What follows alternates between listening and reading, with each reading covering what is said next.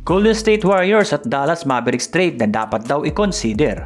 Ang Golden State Warriors at ang Dallas Mavericks ay nasa nakakaintrigang lugar bilang prangkisa.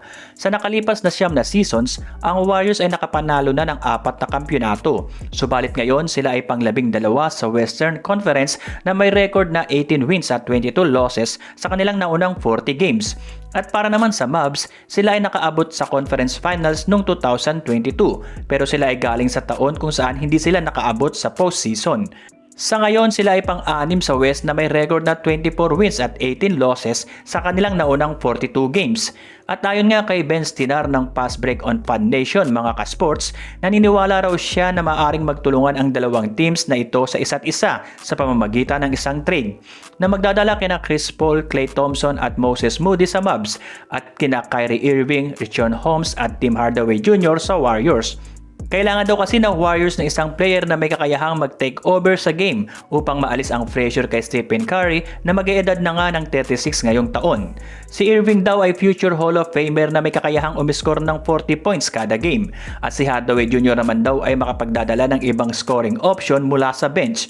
Si Holmes naman na nagkakaroon ng kaunting playing time sa Mavs ay makapagdadala raw ng kailangang lalim ng isang team sa rebounding at sa size. Sa kabilang banda naman daw, makukuha ng Mavs si Klay Thompson na magiging magandang itambal kay Luka Doncic.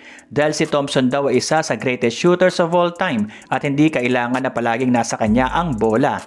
Nang makaabot nga ang Mavs sa conference finals, sila ay may starting lineup na kinabibilangan ng mga role players at mga shooters sa paligid ni Doncic.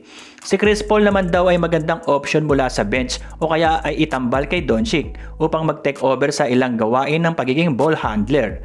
Sa edad nga ni Paul na 38, wala na siya sa prime ng kanyang paglalaro pero may kakayahan pa rin naman na maging floor general ng isang team. Si Moses Moody naman daw ay bata pa sa edad niya na 21 at sa kanyang nakalipas na 2 games, siya ay nagkaroon ng total points na 42. Makakakuha rin daw ng maraming flexibility ang Mavs dahil si Thompson ay magiging free agent na sa pagtatapos ng season at ang kontrata naman ni Chris Paul ay non-guaranteed ngayong season. Anong masasabi nyo sa ideal trade daw na ito mga ka-sports? Mag-comment lang kayo dyan at aking babasahin yan. Pakishare na rin ang video ito nang mapanood din naman ng iba at huwag kakalimutang mag-like at mag-subscribe para sa iba pang balitang Golden State Warriors. Maraming salamat po!